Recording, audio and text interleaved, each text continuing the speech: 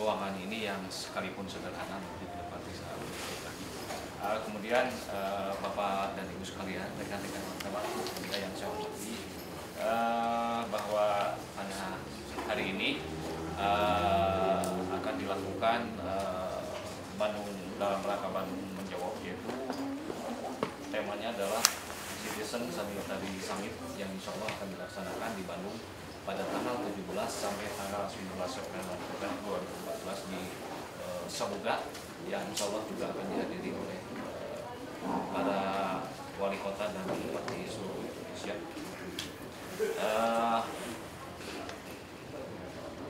Ini adalah merupakan kelanjutan daripada kegiatan komisi yang dilaksanakan setiap tahun ya Pak ya? Setiap tahun. Ini keputusan waktu itu, keputusan yang dilaksanakan akomisi tahun 2013 di Lombok, dan ditetapkan bahwa Bandung adalah tuan rumah tahun 2014. Dan barangkali nanti untuk selanjutnya Pak Wali dan Pak Kopeda akan memberikan penjelasan lebih lanjut. Namun Pak, mohon izin nanti dilanjutkan oleh Pak Eli dan dari Disupa menjelaskan hal-hal kaitan dengan PDB dan dari Disupa juga dari Pak. Demikian, Assalamualaikum warahmatullahi wabarakatuh. Terima kasih Pak Wali. Ya. Terima kasih rekan-rekan wartawan yang saya hormati, dan beberapa hal yang ingin disampaikan. Sebelum ke pokok materi, saya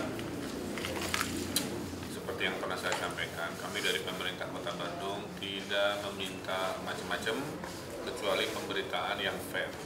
Yang fair itu artinya kalau ada hal baik ya mohon diapresiasi, kalau ada yang memang pelayanannya buruk juga silakan dikritisi. Nah, untuk hal yang sifatnya kritisi juga mohon proporsional. Proporsional itu artinya baiknya berita yang muncul dilengkapi dengan hak jawab di saat yang sama lah kalau bisa. Misalkan ada demo PPDB gitu ya, di saat yang sama mungkin ada klarifikasi dari Pak Kadisdi, sehingga dalam waktu bersamaan pembaca bisa melihat dua sisi perspektifnya. Juga titip ke Pak Dinas, pada saat hari H ada berita jangan susah dihubungi, supaya pada saat berita keesokan harinya kita nggak usah mengklarifikasi di hari lusanya, udah keburu telat dari sisi persepsi. Jadi ini mohon kerjasama, khususnya Pak Dinas juga mudah dihubungi, khususnya dengan wartawan. Nah, yang pertama kami mohon wartawan memberi dukungan program-program yang baik ya. Nah, program yang baik ini salah satunya tanggal 17-18 bulan September, bulan depan, Bandung akan menyelenggarakan sebuah acara besar, yaitu namanya City Sanitation Summit ya, CSS. Jadi Sanitation Summit ini adalah seluruh kota kabupaten se-Indonesia akan berkumpul di Bandung untuk merumuskan kebijakan bersama terkait dengan program-program sanitasi di seluruh kota kabupaten di Indonesia. Di sini dirangkaikan dengan rapat kerja nasional AKOPSI, Aliansi Kota Kabupaten Peduli Sanitasi seluruh Indonesia. Nah, Bandung berharap menjadi kota metropolitan yang dalam waktu tidak terlalu lama bisa menyelesaikan masalah-masalah dasar terkait sanitasi perkotaan. Urusan air bersih, urusan air kotor, drainase, kebersihan lingkungan, dan lain-lain harus menjadi contoh yang baik. Kita ada dua strategi, kita akan ada pengembangan revitalisasi kawasan. Jadi kawasan-kawasan yang kumuh itu akan kita kembangkan jadi rumah susun. Ada 12 lokasi secara ambisius kita akan coba kebut dalam 2-3 tahun ke depan, sehingga kumuhan-kumuhan itu bisa diselesaikan dalam bentuk yang relatif terstruktur.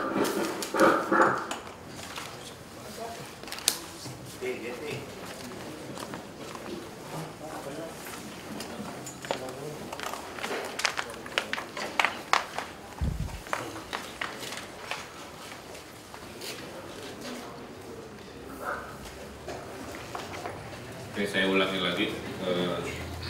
Jadi yang pertama adalah tanggal 17 sampai dengan 18 September itu akan dilaksanakan yang namanya City Sanitation Summit, ya, sebuah program luar biasa dari kota-kota yang memang akan banyak fokus bagaimana dalam waktu tidak terlalu lama kota-kota di kabupaten di Indonesia ini bertransformasi menjadi kota yang sehat dengan dua strategi tadi, strategi revitalisasi kawasan kalau di Kota Bandung dan strategi peningkatan kualitas lingkungan di lingkungan-lingkungan pemukiman seperti itu.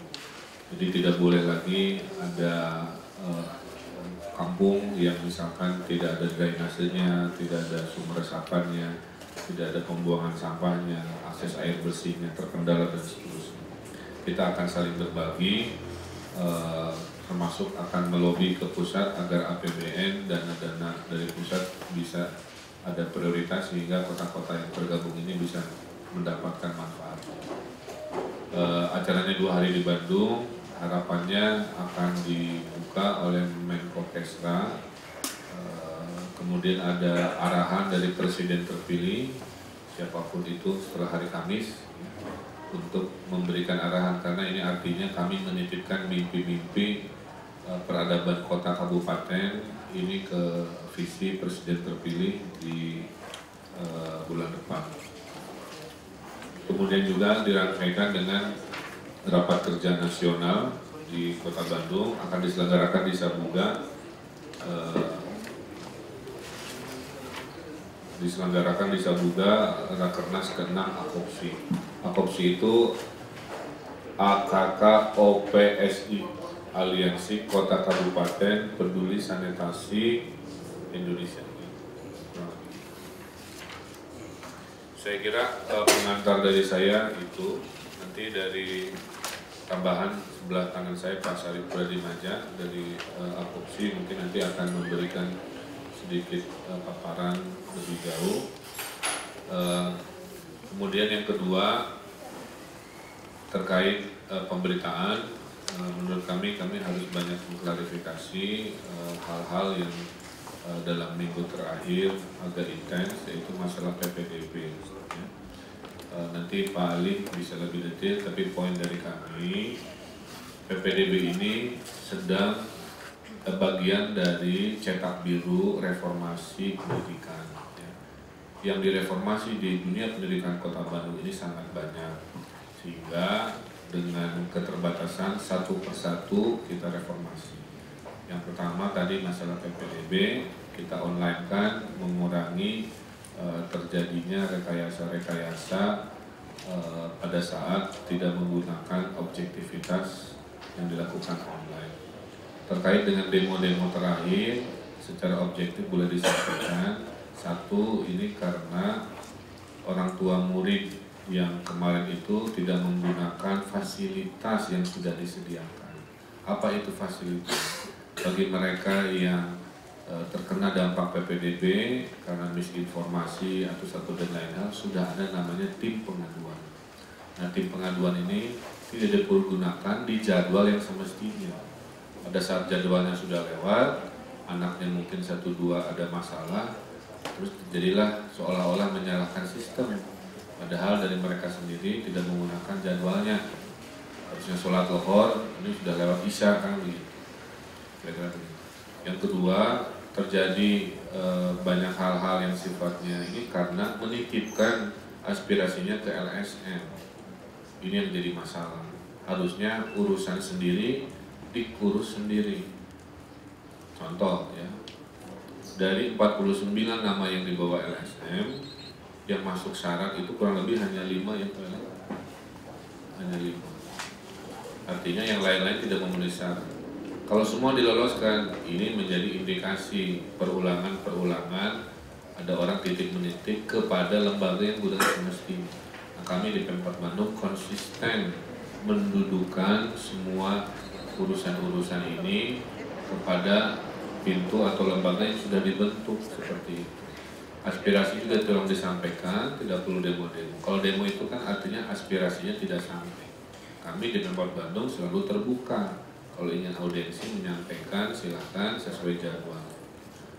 Nah ini biasanya karena kalau sudah demo kan menjadi konsumsi berita dengan segala drama-dramanya. Sehingga maksud saya jangan sampai publik yang membaca mempersepsikan yang berbeda. Saya boleh sampaikan kesekian kalinya PPDB ini kursinya kan ada 30 ribuan.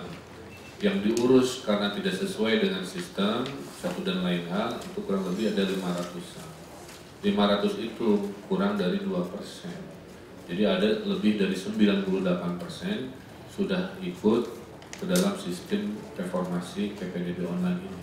Tapi yang masuk berita kan yang kelompok kurang dari 2%. Nah, sehingga oleh karena itu kami minta klarifikasi yang disampaikan juga bisa dimuat supaya jangan hanya pada saat hebohnya beritanya masuk ke halaman 1, tapi klarifikasi yang sifatnya objektif dari kami tidak tersampaikan dengan baik ke publik. Yang ketiga di sini juga ada disub, ya, karena salah satu PR terberat di Kota Bandung ini adalah menegakkan aturan dan mengingatkan warga untuk taat aturan. Jadi kalau ada kesemrautan di kota itu pasti kombinasi dua hal, warganya tidak taat aturan dan mungkin dari Pemkotnya juga belum maksimal. Jadi sama-sama tolong dihimbau juga dalam pemberitaan agar ada himbauan-himbauan dari kami agar warga selalu ikut aturan. Saya kira itu ya. Sekarang mohon izin dari Pak Sarip dulu terkait akopsi, nanti berurutan kepala dinas dan lain sebagainya.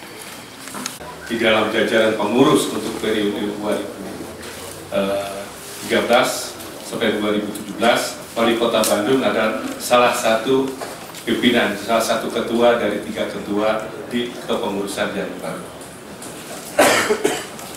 Nah, saya ingin sampaikan informasi tambahan bahwa memang Akopsi punya agenda setiap tahun akan melaksanakan atau ada kegiatan penyelenggaraan Citizen Summit atau pertemuan puncak para wali kota bupati yang peduli akan sanitasi.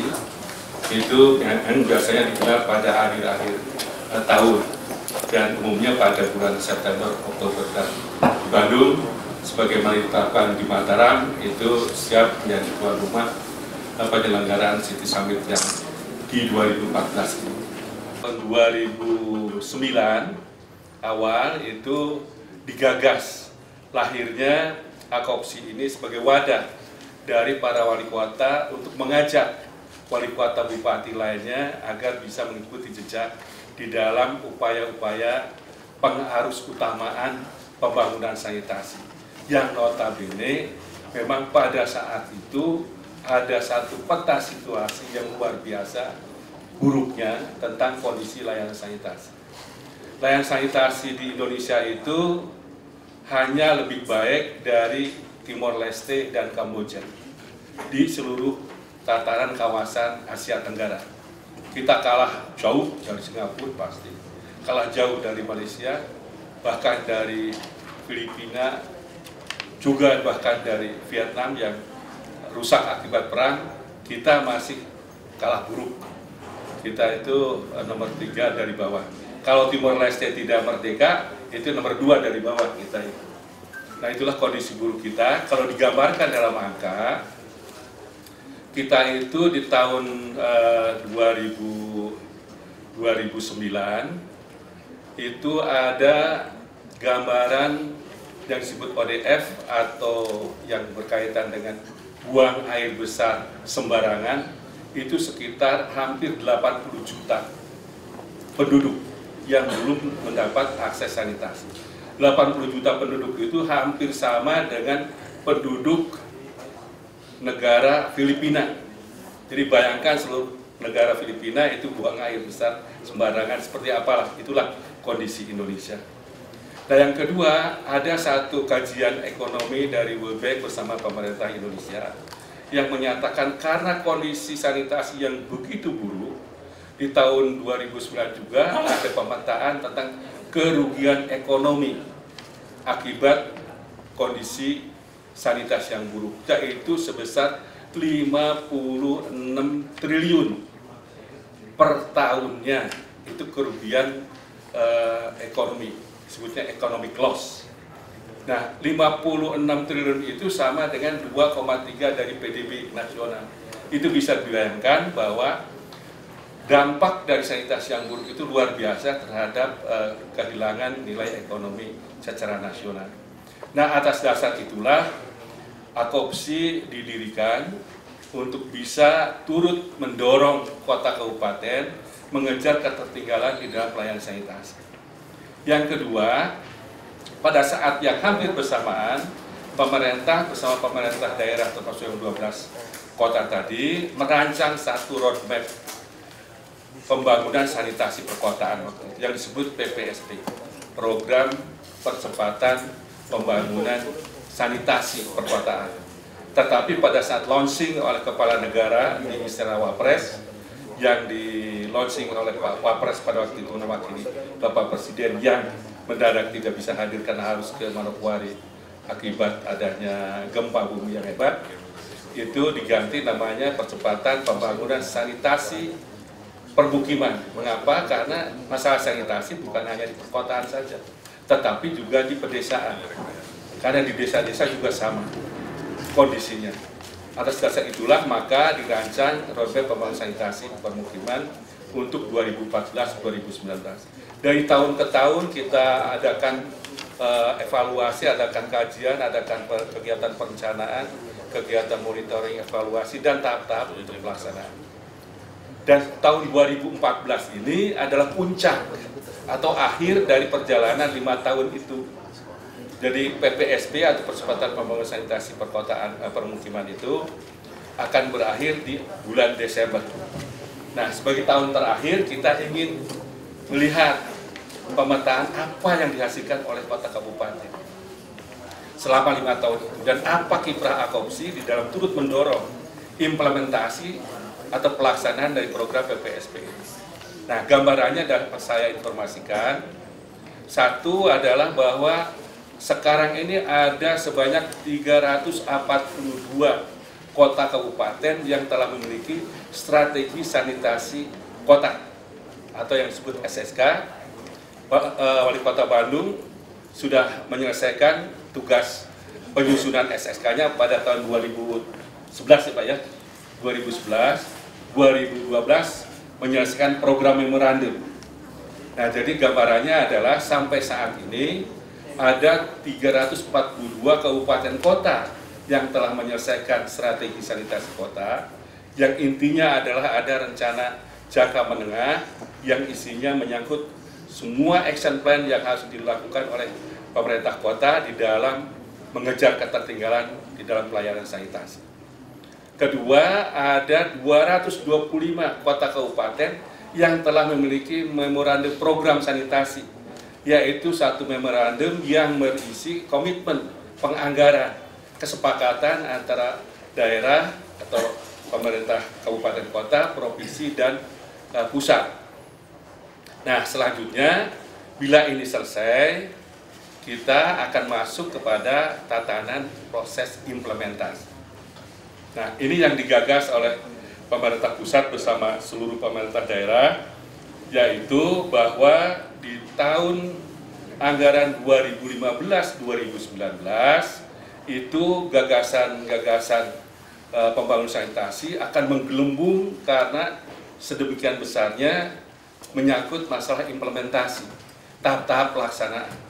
Kalau di tahun 2014-2015 pusat, provinsi, kabupaten, kota menghabiskan 55 triliun rupiah di dalam investasi untuk proses perencanaan dan sedikit implementasi, maka untuk 2015-2019 di mana pemerintah pusat mencanangkan sesuai dengan PJP, Program Pembangunan Jangka Panjang Nasional, harus mencapai target universal akses, yaitu 100% tercapai kondisi layak sanitasi di 2019.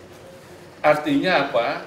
Kalau di dalam tahun 2013 pencapaian layanan sanitasi hanya 55%, Jadi dari mulai Republik ini berdiri sampai 2013 layanan sanitasi itu baru 55%. Tetapi di tahun 2015 sampai 2019 harus mencapai 100%. Ini pasti langkah raksasa yang harus dilakukan. Dan di dalam konteks itulah universal akses 100% layak sanitasi di 2019 harus menjadi komitmen yang luar biasa. Terutama tidak hanya aspek-aspek teknis, aspek-aspek pelayanan kepada masyarakat sesuai dengan pola hidup bersih dan sehat masyarakat, tetapi juga dari segi pendanaan. Dari aspek pendanaan, pemerintah pusat sudah mengkalkulasi biaya untuk selama 5 tahun ke depan itu sekitar 296 triliun. Jadi kalau tadi di dalam 5 tahun 2010-2014 55 triliun, untuk 2015-2019 itu sebanyak 296 triliun. Jadi dari dana-dana yang berasal dari pusat, provinsi, dan kota. Pasti komitmen pemerintah daerah harus lebih kuat, harus lebih besar dari itu. Nah, syukur alhamdulillah para wali kota bupati yang tergabung di dalam AKOPSI telah mempunyai komitmen untuk penggalangan pendanaan yang bisa digali dari anggaran APBD daerah sendiri, itu dalam bentuk kesiapan pengalokasian dana minimal 2% untuk pembangunan sanitasi. Ini sudah akan menjadi modal. Jadi untuk 2015-2019 sudah ada modal, diantaranya 1 ada SSK tadi, 2 ada memorandum, 2 ada komitmen anggaran di pusat, ada komitmen anggaran di daerah. Dan inilah sebetulnya yang ingin kita perkuat. Komitmen ini kita canangkan, kita deklarasikan kesiapan ini dengan lebih penuh pada saat City Sanitation Summit. Karena ini satu langkah besar, satu komitmen yang luar biasa, harus betul-betul konsisten dan disiplin kalau memang kita ingin mencapai target sebagaimana yang ditetapkan di dalam PJP itu. Dan atas dasar itulah maka City Sanitation Summit di 2014 ini dapat dikatakan satu adalah puncak dari seluruh rangkaian kegiatan PPSP dari 2010-2014 dan juga puncak dari layanan AKOPSI di dalam mendampingi dan mendorong implementasi PPSP juga selama tahun 2010 sampai 2014. Sudah pasti ini akan menjadi satu titik di mana kita bisa mengevaluasi, kita bisa menakar kemampuan kapasitas kita, dan kita juga bisa menakar komitmen kita untuk 5 tahun ke depan. Dan diharapkan tadi agenda ini agenda besar, kita mengharapkan pemerintah nasional bisa turut hadir, bila mana perlu ada semacam launching. Ini yang sedang diupayakan di pusat, yaitu launching roadmap PPSP jilid kedua atau tahap kedua 2015-2019 dengan tema pencapaian universal akses 100% layak sanitasi di 2019. Nah, ini mudah-mudahan di dalam persiapan kita menuju pada penyelenggaraan di 17-18 September ini ada kesiapan mengenai komitmen kabupaten kota untuk siap melaksanakan program itu. Mungkin perlu ada satu deklarasi bersama. Tadi kita juga mendengar dari Pak Wali Kota, kita juga akan mengkaitkan konsistensi ini dengan apa yang akan menjadi arahan dari pemerintahan yang baru, siapapun presidennya.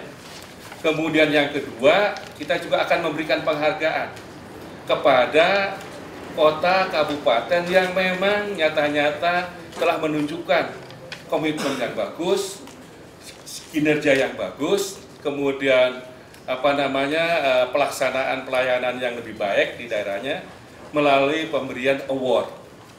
Kita masih mencari nama, tetapi AKOPSI Award ini adalah terkait dengan apa yang diproses di tingkat pusat atau di tingkat sekretariat nasional, yaitu pemberian award di dalam City Sanitation Rating, National Sanitation City Rating (NSCR). yang nampaknya memang pada beberapa negara lain itu juga sudah dilakukan.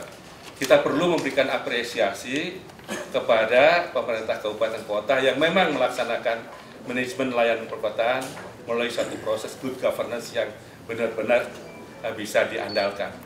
Saya kira itu gambaran dari saya mengenai peta situasi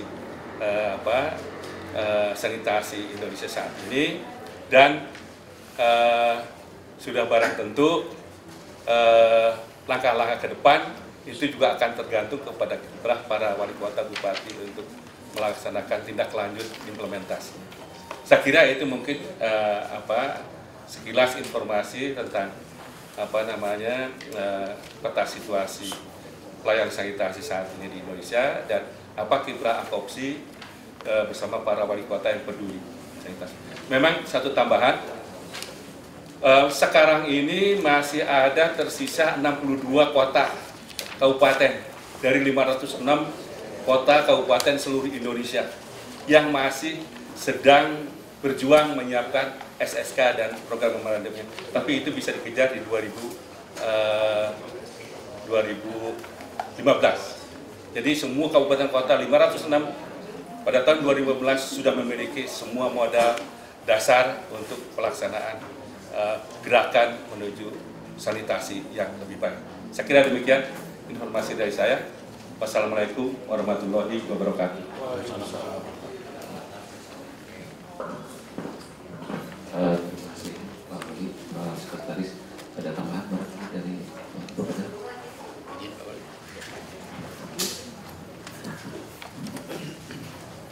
Izin Pak Wali, saya nambahkan yang pertama tadi sampaikan oleh Pak Said, adanya program percepatan sanitasi pemukiman yang habis pada tahun 2014 karena itu sesuai dengan RPJMN. Nah di Kota Bandung kita sudah memasukkan pada RPJMD kita tahun 2014-2018. Jadi sanitasi juga merupakan sesuatu yang memang menjadi bagian yang tidak bisa dipisahkan dari implementasi otonomi daerah, bahwa kita juga merupakan satu urusan wajib yang memang harus kita lakukan dan juga merupakan salah satu indikator dari standar pelayanan minimal di pekerjaan umum maupun juga di tata ruang.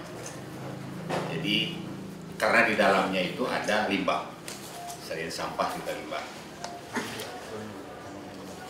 Nah, itu yang ingin pertama saya tambahkan. Kemudian untuk Kota Bandung, karena memang merupakan juga bagian yang ada punya cukup untuk menjadi percontohan, karena kita untuk sanitasi ini, untuk khususnya limbah kan kita juga punya IPAL yang ada di Bojong Soang itu kan. Di samping juga nanti ada beberapa lapangan-lapangan yang untuk bisa dilihat oleh teman-teman dari wali kota ataupun yang mewakili pada tempat-tempat tertentu, misalnya di RW 14 di Taman Sari, kemudian juga dari Fakultas Teknik Unpas, dan juga ada yang bisa dilihat. Karena bagaimanapun juga untuk komitmen Bapak Wali Kota terhadap sanitasi yang sudah masuk pada RPJMD itu, kita juga termasuk dari 24 kota kabupaten khusus untuk limbah dapat bantuan insya Allah tahun 2015 dari pemerintahan Australia yang masuk kepada SAID, sanitasi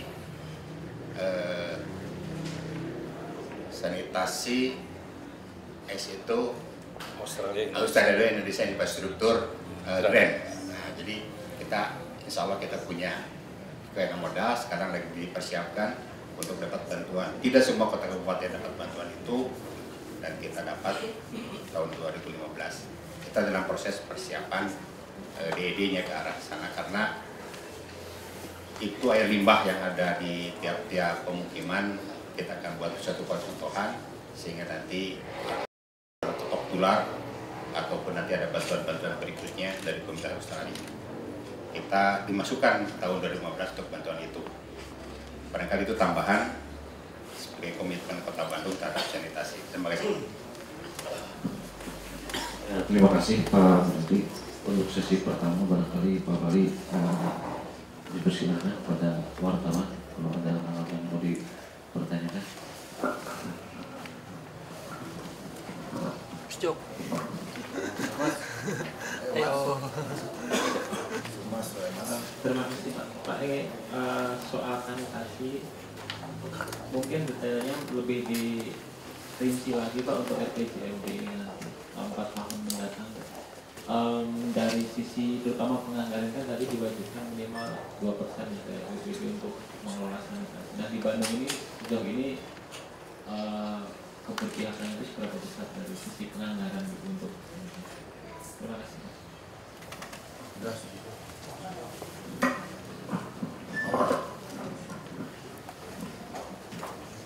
Jadi untuk sanitasi itu kan dua aspek besarnya, yang pertama sampah, yang berikutnya air limbah. Nah untuk pertama komitmen sudah ada di RPJMD dan tertuang pada RKPD.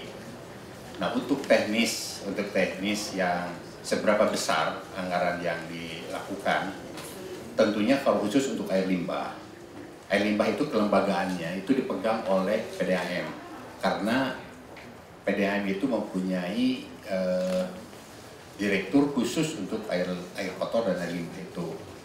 Jadi sudah masuk kepada kelembagaan yang itu sudah diakui secara nasional.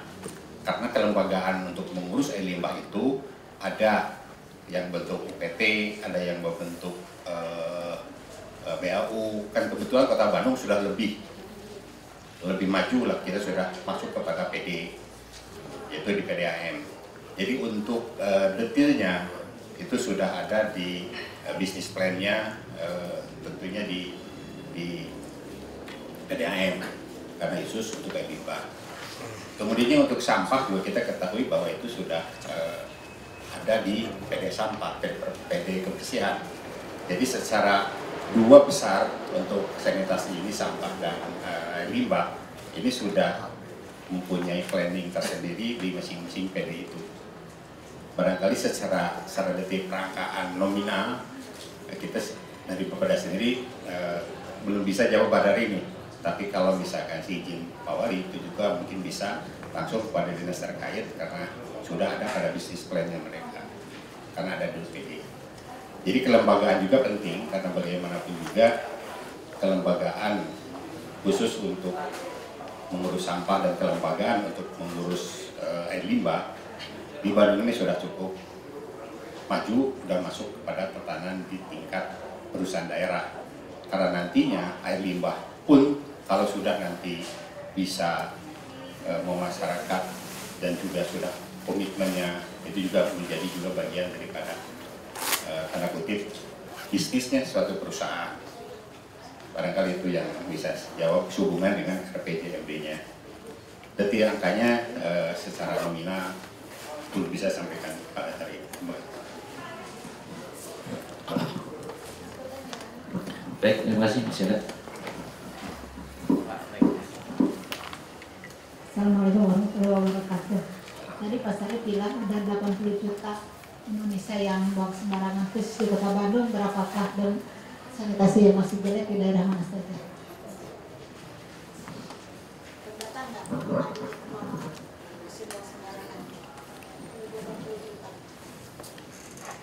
Sebetulnya itu bukan sudah, tapi kenyataan ya, kenyataan secara nasional, fakta bahwa ada kondisi penduduk Indonesia yang buang air besar sembarangan itu 80 juta orang.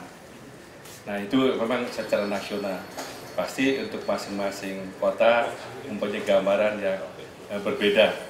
Itu tergantung dari kondisinya masing-masing. Saya kira untuk Bandung ini kan kita sudah punya sistem pembuangan air limbah yang berdasarkan perpipaan yang sampai ke Bojong Soang.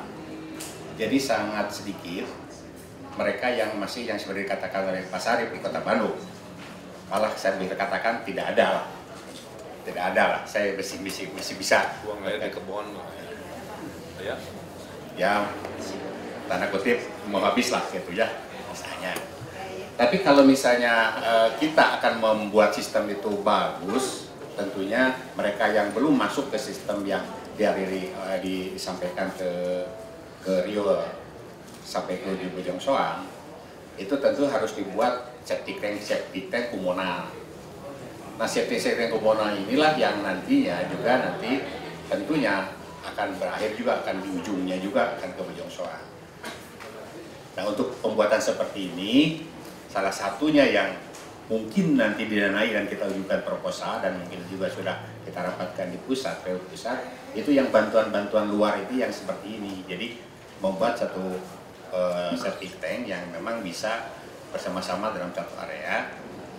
Tentunya kita harus menyediakan lahannya, kemudian juga masyarakat dibuang satu septic tank komunal dan nanti ditarik misalnya atau disalurkan lagi ke Rio. Kalau dekat, kalau jauh tentu harus pakai disedot lagi. Jadi yang seperti itu. Yang sekarang apabila memang daerah itu masih belum bisa memberikan saluran air limbah untuk khususnya misalnya Tinjang misalnya ya, tetap PDAM harus mengambil dengan cara disedot dan dibuang. Dibuangnya nanti ada satu lokasi tertentu yang sama-sama buangnya bareng di situ, baik oleh swasta maupun juga oleh PDAM yang punya tangki tinja. Akhirnya juga berujung juga di Bojong Soang.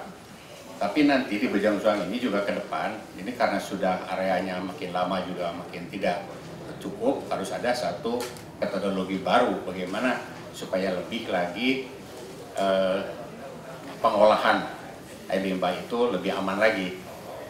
Nah, ini yang lagi dipikirkan oleh PDAM supaya nanti dibuang ke Sungai Citarumnya juga harus sudah betul-betul aman. Dan ini selama ini juga aman, hanya prospek ke depan karena masyarakat juga makin banyak, kemudian juga pemukiman makin banyak, dan yang buang limbah juga makin banyak, ada rumah tangga, ya akhirnya juga kapasitas Bojong Soang suatu waktu akhirnya juga akan juga padat juga. Itu kira-kira.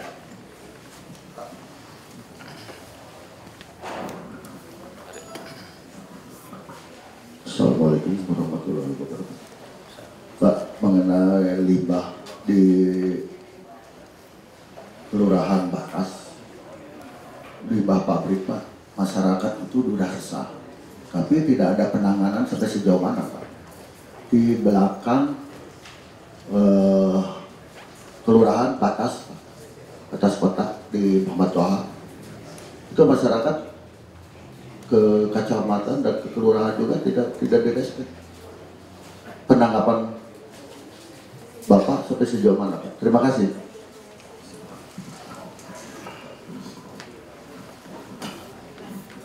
Watas desa Watas Pak. Pabrik apa Pak? Nggak tahu tuh pabriknya Pak.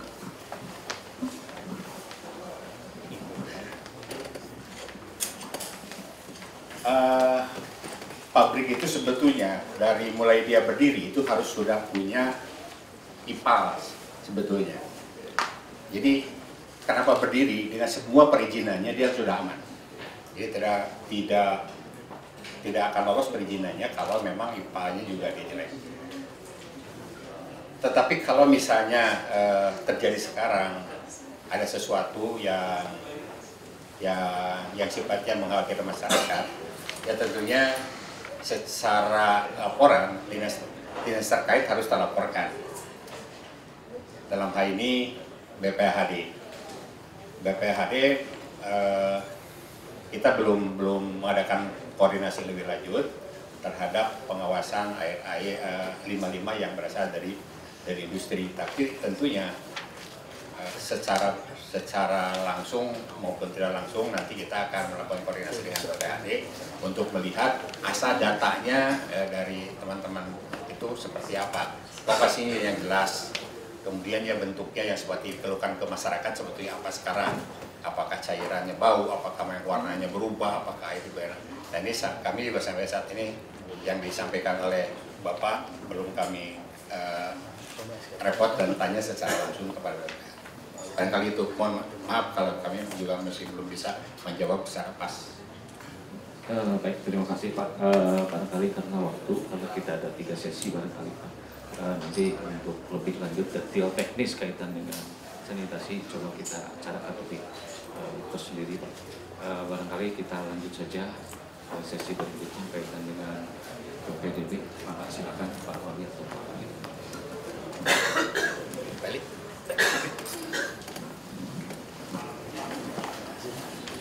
Assalamualaikum warahmatullahi wabarakatuh. Di tim Dinas Pendidikan ini bersama kami di unsur pimpinan mendiskusikan, mempertimbangkan, kemudian mencari alternatif. Kalaupun ada di sekolah negeri, itu sekolah mana yang kira-kira memang pertama punya kapasitas, yang kedua persyaratan PSBB-nya juga memenuhi syarat, kemudian diterima baik oleh orang tua. Karena dari kejadian ada orang tua yang miskin misalnya dikasih alternatif ke sekolah yang lain terlalu jauh, ya tentu menolak, dan lebih baik di sekolah swasta yang dekat, kemudian mengajukan permohonan bantuan pembiayaan ke depan. Itu beberapa alternatif yang kita sampaikan. Nah, dalam minggu terakhir ini ada beberapa kejadian yang memang komunikasi yang mungkin dari sisi pelayanan kita memang sangat menghendaki orang tua langsung yang melakukan pengaduan itu. Nah, jadi oleh karena itu kalau memang masih ada orang tua yang sampai hari ini belum, walaupun menurut kami sangat terlambat karena efektif pembelajaran sudah berjalan, mulai kemarin sudah kita menemukan. Tetapi apabila betul itu ditemukan, saya kira bukan tidak mustahil kita carikan alternatif. Tetapi dalam prosedur itu orang tua memang harus menandatangani satu komitmen. Yang pertama bahwa anaknya betul memang belum diterima di negeri maupun swasta. Karena ada kejadian juga sudah diterima di negeri karena pilihan dua ingin pindah, itu saya kira bersyukurnya kurang lah. Harusnya kan yang lain tidak masuk semua. Yang kedua juga sudah menyekolahkan di swasta. Kemudian ini juga jadi masalah bagi kami pembina sekolah karena sekolah swasta juga harus kita bina. Jadi arahan awal itu yang kita maksud membantu itu bukan hanya soal sekolah ke negeri, tapi kalau memilih di swasta kemudian ada kesulitan biaya misalnya karena ketidakmampuan, nah kami nanti mencarikan bantuan yang mungkin untuk bisa, misalnya yang sudah sekarang berjalan ada program Bawaku, memang itu bisa dialokasikan untuk itu. Belum Pak Wali juga sudah memberikan informasi ada kemungkinan sumber-sumber lain yang bisa digali untuk itu. Nah, jadi prinsipnya ke sana. Jadi orang tua harus menyampaikan.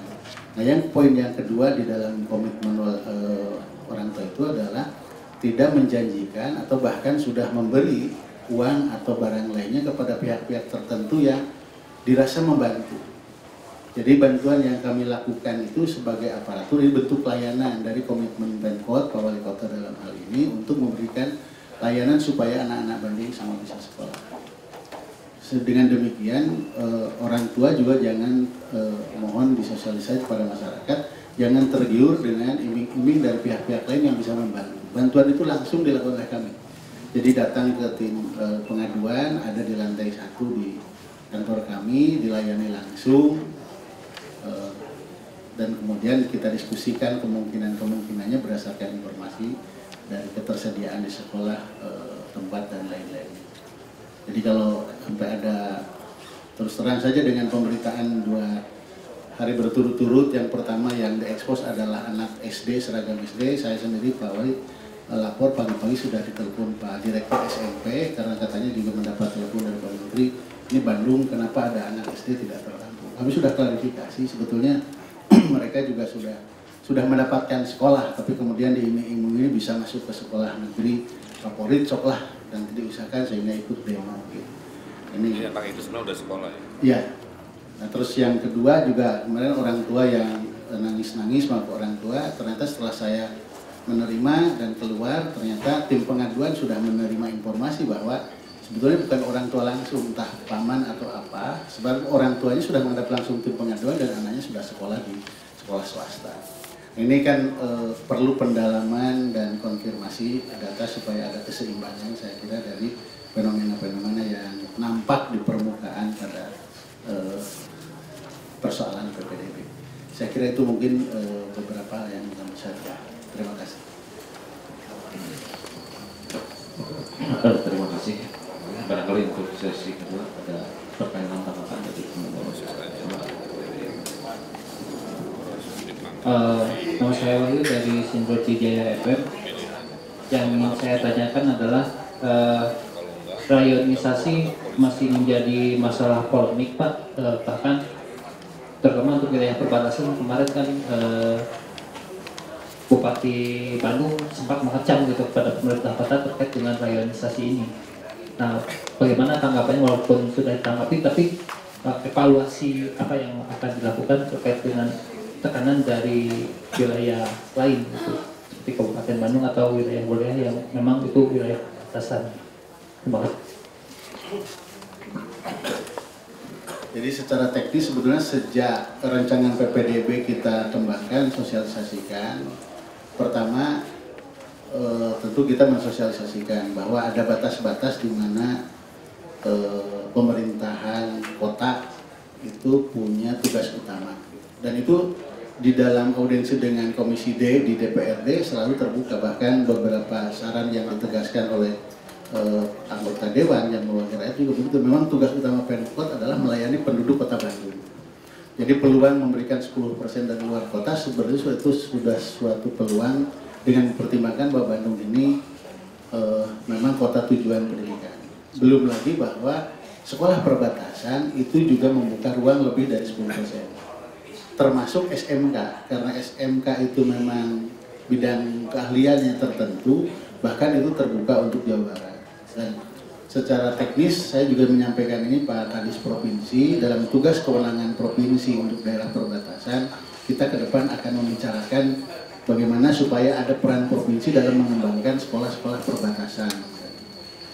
Sebetulnya lebih baik di luar kota Bandungnya gitu dalam strategi kita. Jadi sebetulnya nggak ada masalah gitu bahwa masih ada orang yang kecewa. Saya kira Pak Wali sudah berkali-kali menjelaskan kalau Surabaya saja hanya 1% bagi luar kota yang sekolahnya di dalam kota, 1% yang orang luar kota yang memang sekolahnya luar kota. Jadi jumlah hanya 2% sebetulnya. Orang Sidoarjo dan sebagainya. Jakarta 5%. Jadi kita sudah sangat baik sebetulnya dari sisi kuantitas, bahwa belum ada penerimaan. Saya kira ini proses yang secara teknis melihat tugas fungsi dan kewenangan saya sudah menyampaikan ke Pak Kadis Provinsi, Pak Wali, karena ada tugas-tugas perbatasan, bagaimana supaya peran provinsi ke depan itu lebih bisa dioptimalkan. Saya kira itu. Terima kasih.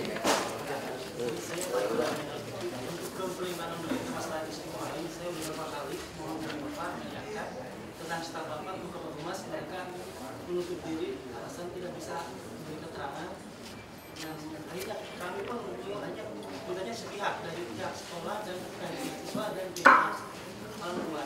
Jadi bukan kami untuk minta dan bisa menyimpulkan karena tidak ada satupun yang bisa memberikan keterangan di dinas pendidikan Kota Bandung, termasuk Mas sendiri. Kami datang ke sana disangka kami cuma membuat konfirmasi aja. Akhirnya beritanya sepihak. Gitu, Pak. Ya mungkin saya tambahin Pak, biar menyatu Pak. Karena kita bareng waktu itu berikutnya. Saya 2 kali juga liputan di sana, baru kenal Pak Edi sekarang. Pernah ketemu di sana Pak, hilang Pak. Terus ya, ini sekarang kita bukan masalah itu lagi Pak. 2 minggu yang lalu, tadi kalau kata Pak Wali memang ada 2%, itu masalahnya solusi untuk 2% itu bagaimana sekarang? Jadi kalau 2 minggu lalu kita wawancara, mereka masih didata, apakah minggu ini masih didata juga? Artinya mereka sudah harus besok bersekolah. Kalau masih berjata juga saya rasa itu lambat. Nah jadi bagaimana solusi 2% ini? Tadi kata Pak Wali kan cuma 2% yang bermasalah.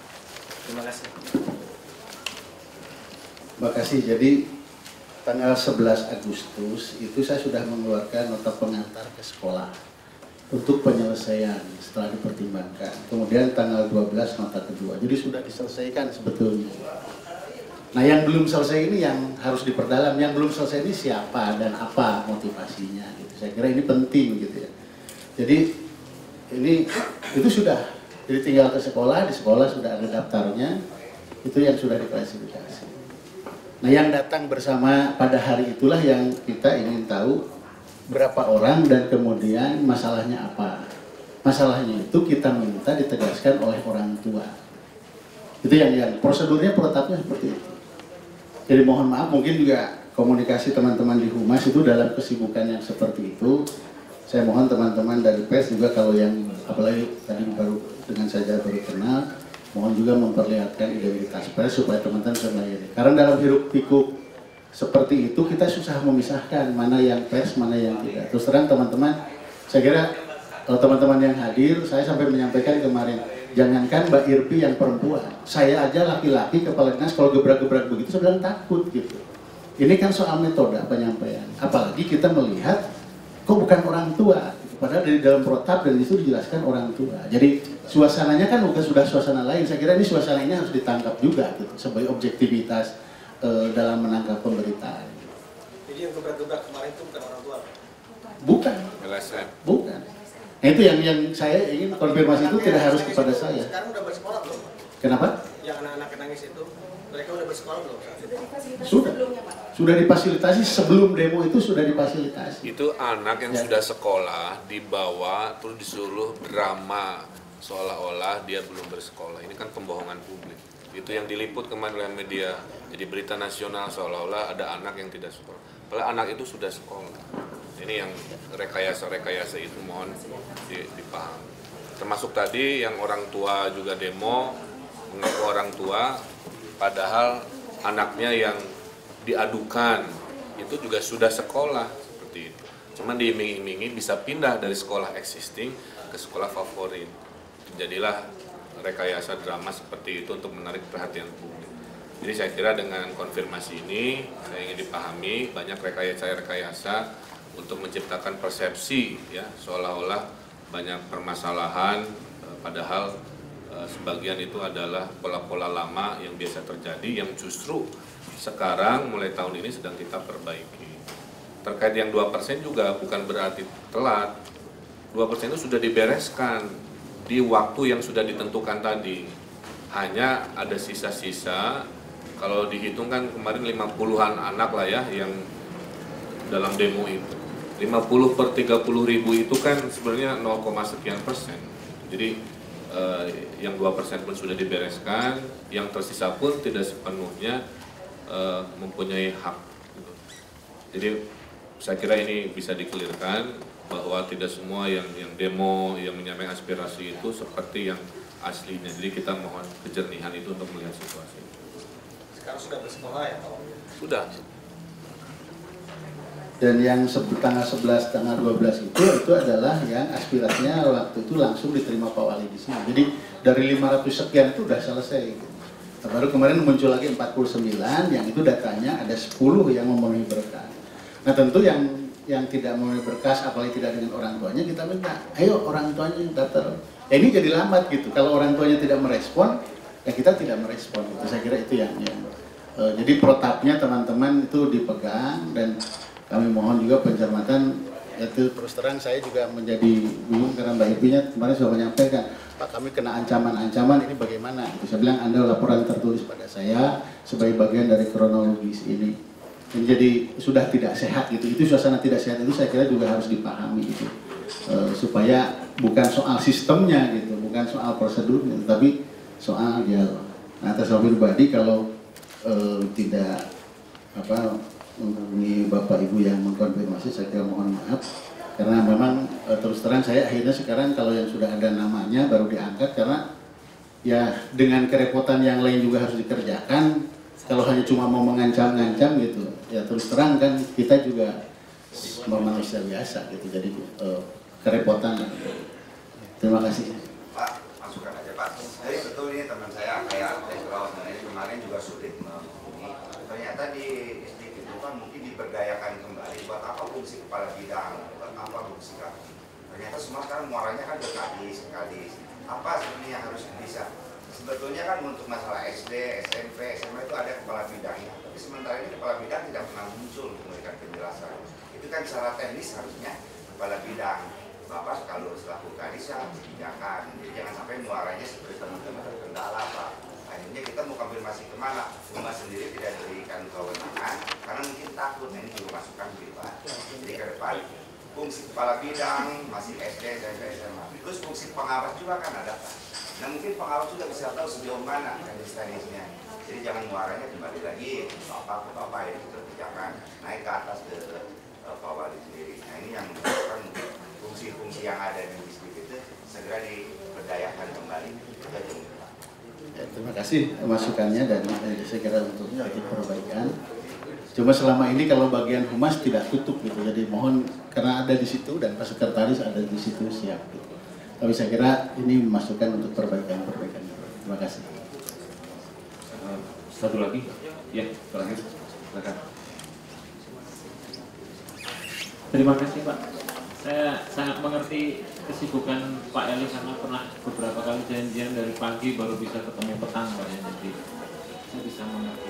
Pak, untuk ini tadi kan Pak Wali sudah mengungkap ada sekian banyak titipan LSM dan hanya sedikit sekali yang memenuhi syarat sehingga akhirnya distrik dan Pemkot tetap komitmen sama aturan gitu. Nah, mungkin bisa diceritakan lebih jauh sebenarnya diceritakan aja gitu ya supaya orang juga tahu modus-modus lama apa yang masih terjadi kemarin selama PPDB ini yang akhirnya bisa ditangkal dengan sistem baru ini. Artinya kan sebenarnya orang masih mencari-cari ya celah dengan sistem baru ini, tapi tadi ceritakan memang hanya sekian yang bisa lulus memenuhi syarat, ya udah itu yang diluluskan sehingga akhirnya mungkin datang gelombang protes dan sebagainya. Nah mungkin bisa diceritakan ya Pak, sebenarnya apa sih modus-modus lama yang masih terjadi ya, apakah lewat LSM atau lewat apa lagi? Terima kasih Pak. Terima kasih. Jadi sebetulnya tadi prosedurnya pendaftaran oleh orang tua bahwa kelompok masyarakat akan mendampingi, kita sih menerima saja. Jadi yang penting ada orang tua siapa yang mendampingi. Kalau ada masyarakat yang merasa rikuh kalau ke kantor birokrasi dan lain-lain, saya nggak ada masalah prosedurnya. Nah, sekarang yang dilaporkan sementara ini ada kejadian misalnya SKTM palsu, modus yang sudah terlaporkan. Kemudian yang kedua ada laporan lisan yang merasa menyerahkan uang untuk bisa sukses masuk ke suatu sekolah. Itu modus yang masih ada berjalan dan kami sedang tentu menindaklanjuti semua ini. Sebetulnya jalannya kemana, ringnya kemana, apakah ada keterkaitan nanti dengan kami di lingkungan dalam dan sebagainya. Kalau itu modus lama, saya kira itu yang mungkin sudah terlaporkan sampai hari ini. Terima kasih. Baik, terima kasih teman-teman. Barangkali kita menuju ke sesi ketiga. Dipersilakan Pak Gindi.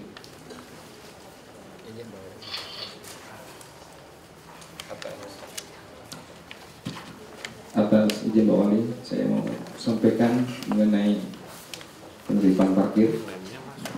Jadi penertiban parkir ini dilaksanakan secara tim berkolaborasi ya antara unsur perhubungan, Satpol PP, Polres, Kodim, Departemen Polisi Militer, Garnisun, Kejaksaan dan Pengadilan. Dan penertiban parkir ini dilakukan sejak Oktober 2012 hingga hari ini. Jadi tim ini berpatroli merespon suara masyarakat di samping agenda yang kami sudah tetapkan. Jadi kalau ada di Twitter, di Facebook, di koran yang mengatakan bahwa di sana parkir liar, kita akan menjadikan target operasi. Untuk Agustus ini kita targetnya di Jalan Kebonjati, Otista, Dewi Sartika, Dalam Kaum, Asia Afrika, Wastu Kancana, Merdeka, Vicendo, Kebun Kaum, Pasir Kaleki, Pasteur, Taman Sari, Dago, Dipatukur, dan Rio. Dan tindakan yang kita lakukan untuk tahun 2013 selama 11 bulan, karena Januari 2014 kita tidak lakukan karena belum ada anggaran. Yang kita tindak sudah 2.617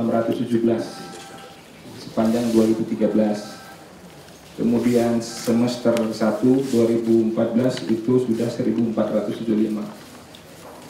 Dan banyak upaya yang kami lakukan, karena kalau hanya kita datang ditindak, begitu timnya pergi, datang lagi yang parkir liar. Kemudian upaya yang kita lakukan adalah memperbaharui rambu, mungkin karena rambunya kurang, nggak kelihatan, kita ganti yang baru. Masih melanggar, kita pasang traffic cone pakai tali. Masih melanggar, kita pakai water barrier. Masih melanggar, sekarang kita duduki. Ada 3 yang kita duduki sekarang, seberang Pendopo, Pasar Baru, dan Pastur, Dr. Injuna, yang 3 titik taksi itu. Nah, kalau kita duduki, 1 titik itu membutuhkan 4 orang, karena mereka bekerja dari jam 6 pagi sampai jam 2 siang, dari jam 2 siang sampai jam 6 sore. Begitu seterusnya, jadi 1 titik itu 4 orang. Jadi 3 titik ini sekarang sudah membutuhkan personil kami itu 12. Jadi kalau 1 titik 4 orang, kalau daerah kita ini Kota Bandung, saya sudah hitung sekitar 50 titik rawan, itu butuh yang jaga itu aja sudah 200. Hanya untuk nongkrongin itu. Jadi apa yang tadi disampaikan Pak Wali, ada 2 hal masalah parkir ini. Adalah pertama, kesadaran dari pemakai jalan, sudah tahu di sana dilarang parkir, ini kenapa parkir gitu ya. Jadi kita membutuhkan kesadaran pemakai jalan. Yang kedua, kekurangan tenaga dari kami, dan bantuan dari jajaran samping itu juga cukup bagus, karena para pelanggar ini bermacam-macam profesi. Jadi kalau Dinas Perhubungan sendiri tidak punya kekuatan, karena profesinya banyak, jadi kita harus gabungan. Dan itu yang bisa kami dapat sampaikan untuk kesempatan ini. Dan hari ini juga 1 minggu 4 kali kita lakukan. 1 minggu itu 4 kali.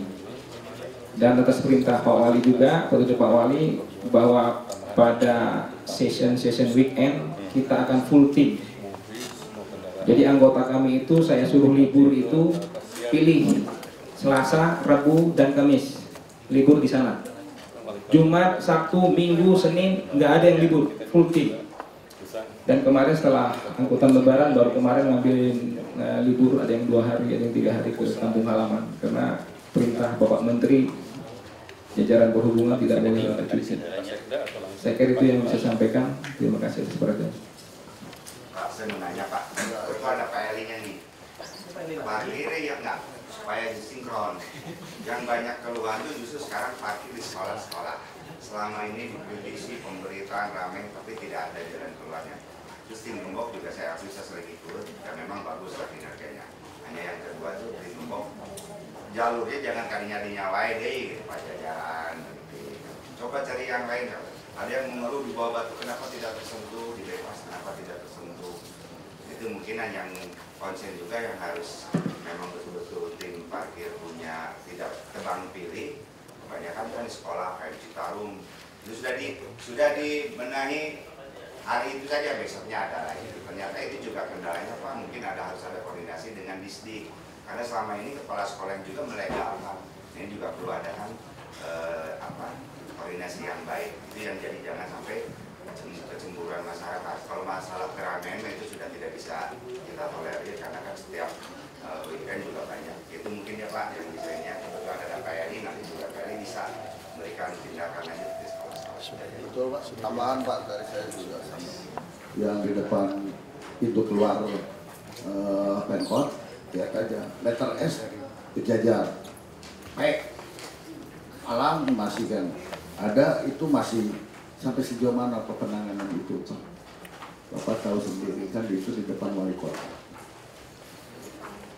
Masih tidak bisa. Setiap keluar sekolah atau menjemput pagi-pagi macet, keluar sekolah macet, sedangkan di sebelah sananya ada Polrestabes. Tentu sejauh ada letter S, Pak. Kalau tidak ada letter S, Pak, tidak jadi masalah. Di depan letter S, di bawah letter S sampai sejauh mana? Terima kasih atas penanganan itu. Terima kasih atas pertanyaannya. Saya punya dokumentasi. Kebetulan tadi, nah ini di sini ada. Di situ yang parkir para yang terhormat, yang berani melanggar. Ya, saya nggak dulu jelaskan siapa yang terhormat. Saya pakai water barrier, saya isi air. Itu kalau nggak 3 orang nggak bisa ke pinggir trotoar. Itu dibuka, dibocori, dipinggirkan. Hari ini dipinggirkan, geser. Besok-besok sudah di atas trotoar. Dan saya sudah koordinasi dengan Pak Kasat Lantas. Akhirnya harus ditungguin. Jadi harus kita jadi patung di sana. Kalau mengharapkan kesadaran masyarakat masih sangat minim. Jadi oleh karena itu tadi yang sampaikan Pak Wali betul bahwa kita kekurangan tenaga.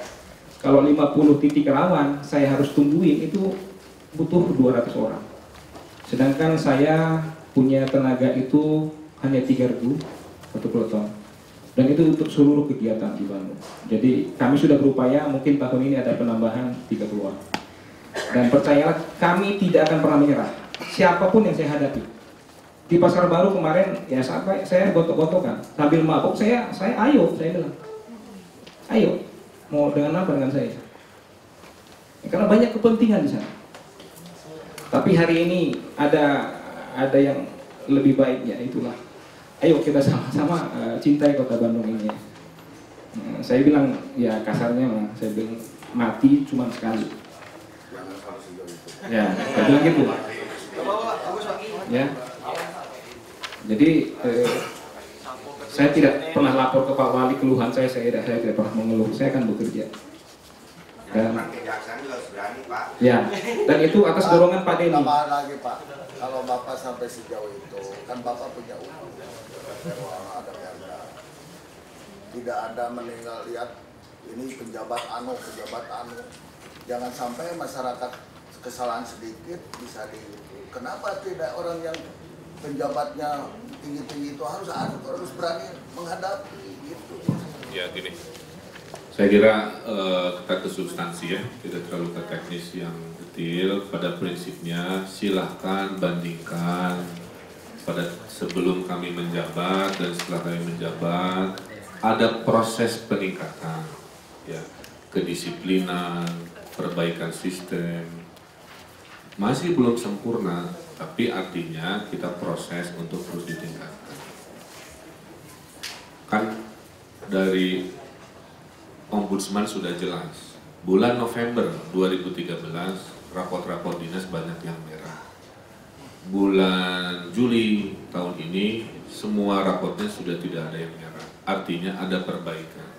Bahwa dalam hitungan bulan belum memenuhi ekspektasi, kita ada, bukan berkilah ya, ada teori matematika. Jumlah hanya 5 orang, seharusnya 100 orang. Sehebat-hebatnya 5 orang tidak mungkin bisa memenuhi ekspektasi jika jumlahnya banyak. Itulah kenapa kami keluarkan strategi namanya kolaborasi. Pungut sampah, ngadain PD kebersihan mau beres, maka lahirlah gerakan pungut sampah. Minimal sekian persen berkurang. Keamanan, kalau ngandelin hanya cara-cara yang lama juga tidak beres. Lahirlah gerakan Brigadir RW dan seterusnya. Nah, oleh karena itu saya mengapresiasi staf-staf kami yang bekerja keras dan saya terus dukung, upayakan.